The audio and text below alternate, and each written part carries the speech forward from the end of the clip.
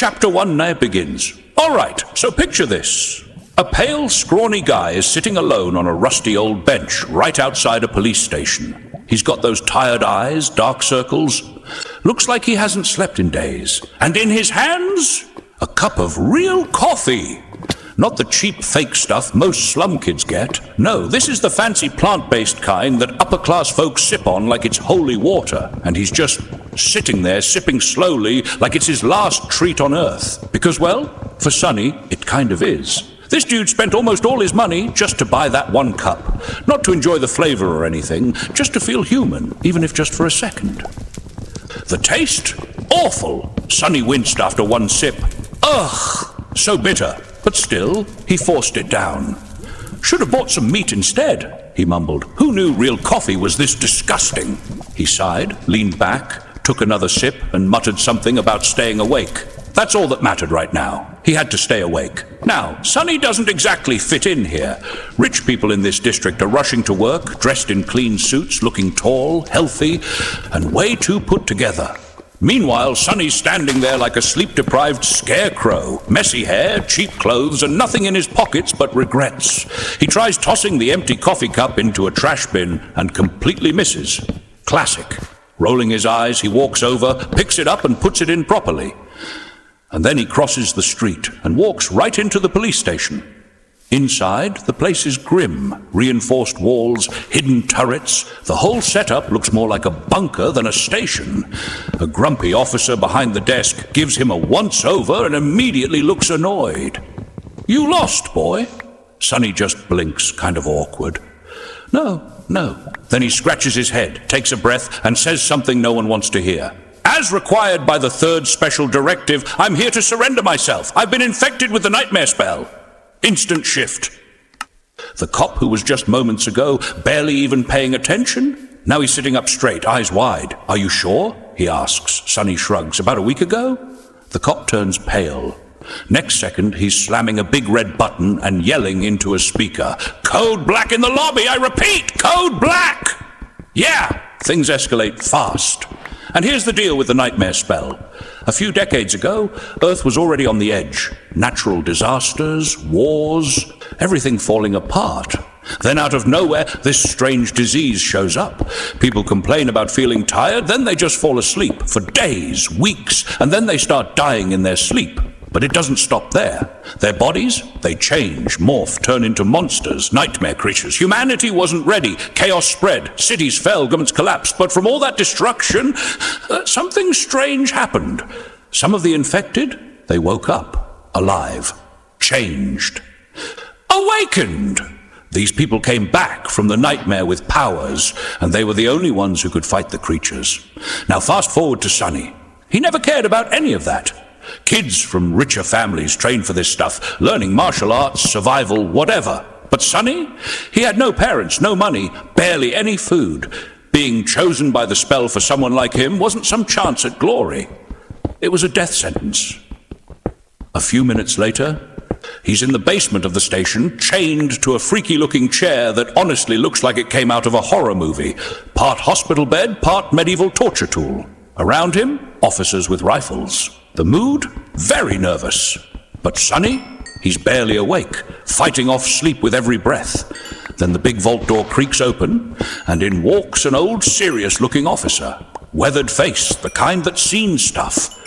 He checks the restraints, glances at his watch, and walks up to Sonny. What's your name, kid? Sonny squints, half dozing. Sunless. The old guy raises an eyebrow. That's a weird name. Sonny tries to shrug, can't move much. I was born during a solar eclipse. My mom thought it was poetic or something. He pauses. She named my sister Rain. The officer doesn't smile, just asks quietly, want me to call your family? Sonny shakes his head. No one left. Don't bother. There's a moment of silence. Something passes through the old man's eyes, maybe pity, maybe respect. Then he leans in. All right, Sunless, how long can you stay awake? Not long, the officer sighs. Then listen to me carefully. Once you fall asleep, the spell is going to throw you into a nightmare. It's a trial. You'll see monsters, people. But remember, those people aren't real. They're illusions, tests. Don't forget that. Sonny frowns. But how do you know that? What if they are real? The old man looked straight at him. You might have to kill them. Better think of them as illusions now, before it becomes a problem. The tension in the room thickens. There's no telling what your trial will be like, he continues. But the spell tries to keep things fair. The world you enter will reflect your strength or your weaknesses. Sonny's head is nodding. Sleep is catching up. If you're lucky, you'll get a combat aspect, something straightforward. Swordsman, archer, if you're really lucky, your attributes will back it up. If not, well, use your brain. Even non-combat aspects can be useful. The lights blur. Check your stats right away when you wake up in the nightmare. Your aspect, your attributes, your soul core. Learn what you're working with, then try to survive. The officer pauses, then adds quietly, if you die, Sonny, you don't just die. You open the gate. A nightmare creature could slip into the real world through you, and we'd have to deal with it ourselves. Then, just barely audible, so do us a favor, don't die. The last thing Sonny hears before everything fades, or at least not right away. The nearest awakened is hours out, blackness. Then, aspirant, welcome to the nightmare spell, prepare for your first trial. Chapter 2, Slave Caravan. So, after everything went black at the end of Chapter 1, Sonny, the tired-looking guy who surrendered himself at the police station, suddenly found himself in the middle of a dream. But this wasn't a regular dream. He was standing on a massive, lonely mountain that looked like it had been pulled straight out of an old legend. The wind was howling like crazy, and everything was covered in snow. There was this broken-down road clinging to the cliffside, like it had been forgotten for centuries. On one side, solid rock. On the other, a bottomless fall into darkness. Not exactly a welcoming place. And then things got weird. The moon disappeared, the sun shot across the sky, backwards. Snow started flying up into the clouds, and time itself seemed to rewind. In seconds, centuries passed. Snow melted, bones showed up, and just as fast they were gone. In their place, a line of chained slaves marching down the mountain. And just like that, Sonny was one of them. He wasn't dreaming anymore. This was the first nightmare. Cold wind cut through his thin tunic, his feet were bleeding, and those metal shackles on his wrists, digging into his skin, freezing and painful. He looked around. Dozens of people were chained together, all looking half dead.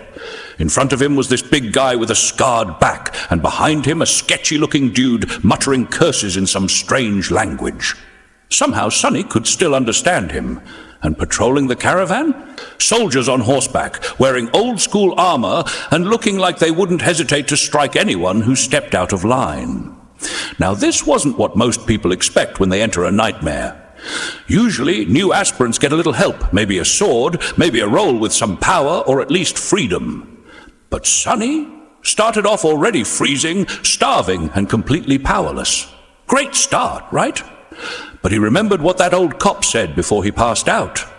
The spell might throw you into the dirt, but it usually gives you something in return, something useful, like a powerful aspect. So Sonny focused and did that classic move, thinking status like they do in those webtoons, and boom, glowing words appeared in the air. It worked. He scanned the glowing text. Name, sunless. Soul core, dormant. Attributes, a few cool ones. Then came the part that made his heart drop. Aspect, temple slave. Description. Slave is a useless wretch with no skills or abilities worth a mention. A temple slave is just the same, except rarer. And Sonny just stared. Seriously? No useless aspects, they said. All aspects have potential, they said. Yeah, right. Frustrated, he stumbled, pulling the whole chain of slaves with him. The guy behind him yelled, "Watch where you're going!" Then added, "I'm going to kill you." The big guy in front just laughed without turning. No need. He'll be dead by sunrise. This mountain eats the weak. Then he added, kind of casually, "It'll probably kill us too, just later." And the sketchy guy snapped back, "Speak for yourself. I'm planning to survive." Sonny sighed. What a lovely bunch, he thought. Then another voice chimed in, calm and thoughtful, coming from further back.